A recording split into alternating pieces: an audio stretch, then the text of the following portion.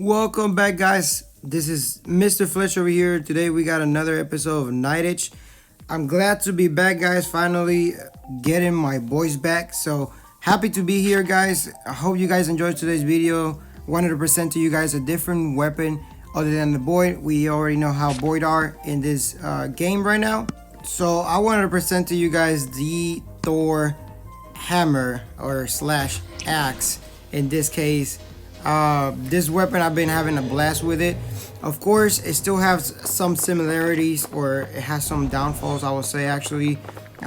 When you compare it with the Boyd axe, if you spin, you do not suck people in, which I think that debatable, that every weapon should kind of act almost similar to each other, or just provide at least some kind of equalness when it comes to that. This is the perks that I'm using the axe with, and I'm having a really good time. If you do not have magic potion and you do not have called target, because you don't got no legendaries, you can absolutely change the called target for the shock, which is the rune for electric weapons. Definitely change magic potion, most likely throw in there power draining, and then same thing with strength tonic. Most likely you can do critical escalation if you are planning to play safe, not pretty much reckless. Like, I just think I'm Thor or something like that, so I just kind of play reckless sometimes. But anyways, guys, been definitely making a lot of damage.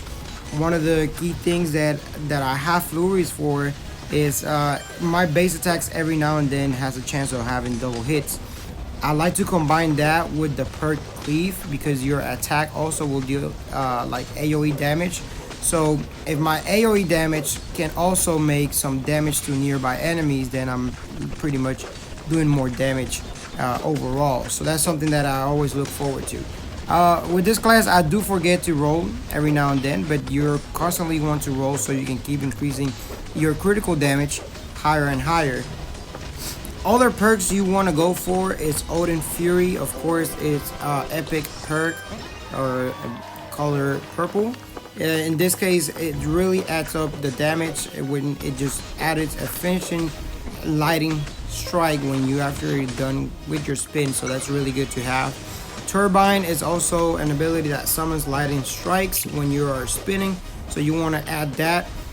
Shocking, I will say preferably is just if you have the electric rune, that is if you have it, just because it will give you more chances of adding more critical. As you guys can see, every now and then I am kind of lacking on criticals. Next thing you want to look for in grabbing here is tolerance, just because it's gonna every now and then it's just gonna reduce your ability cooldown. That is something really nice to have, comes in handy. Damage to static, it's a must-have every single time that you get it, just because every single time you shock them, you're gonna deal more damage to them. And shock sphere, I like it just because it adds more damage overall. It's just about 40s or 50s, I believe, per each 2 seconds or a second. But it's still extra damage that you're not dealing, so you might as well just grab it.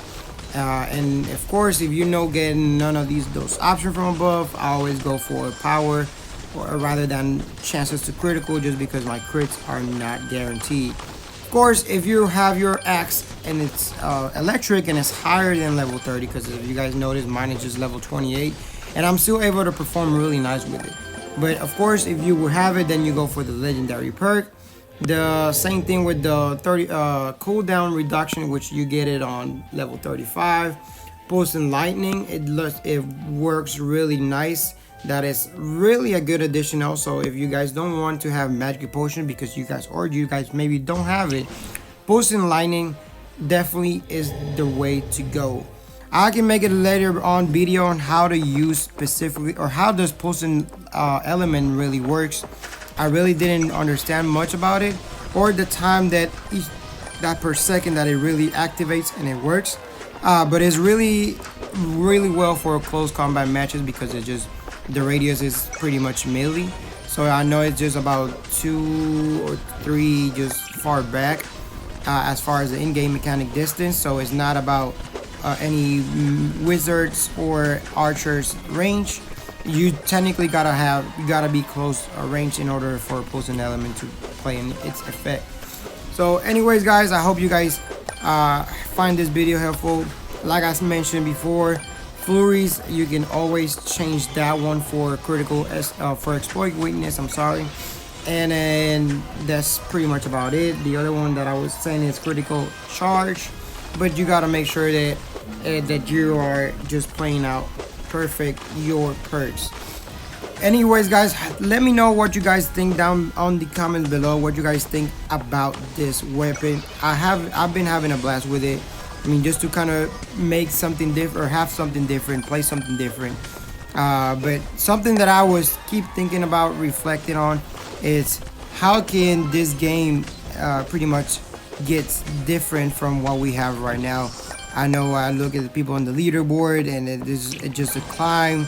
There's no active bonus right now and anything in the ladder, so a lot of players, for instance, are just saying, what is the whole point of going up above 2,575 trophies if you ain't getting nothing? So that is really a good point. Something that I was also thinking about, and just hopefully the devs can consider this, because I think it is going to be beneficial for everybody, is to reconsider to allow parties to use the same weapon. That will make, I think for me, that will make a variation on all the weapons that people uses in a party. Of course, I mean, I know there's some weapons really play out well when they're combined, like for instance a fire bow with a fire sword. They make a really good combo, and then you can probably just throw a fire axe in there, and then their match is gonna be pretty nice. Of course, it is still not nothing compared to Void, but I mean, just to kind of make a better variation, I will just throw in like a Void axe, Void bow, and bow staff, and then that will pretty much allow players that plays in the party to use different weapons. It's just not the same thing over and over, and then also make different parties pretty much, and then most likely gonna be based on skills. Of course, I don't think that they should go hardcore and then just let one element per party, because then that will be hardcore. I mean, that will kind of make you use a different one, which is not a bad idea. But like I mentioned before, there's a couple of weapons that really makes a really good combination with each other. So I think the best route is parties to only be allowed to use one single weapon with the same element, so they're not being able to use just pretty much 3 persons in a party with 3 bows. That is just my suggestion, of course. And then one of the other things that I've been mentioning for quite a little bit is to make a room to make equalness in the game when it as far as different elements.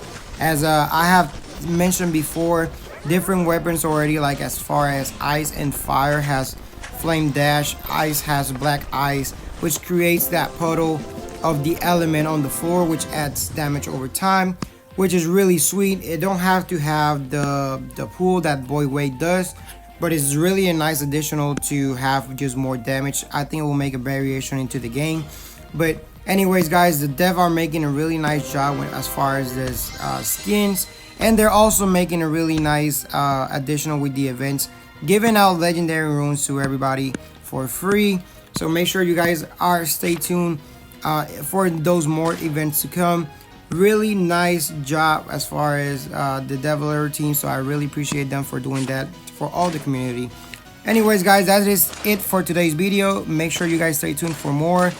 Thanks for all the support. Thanks for watching, guys.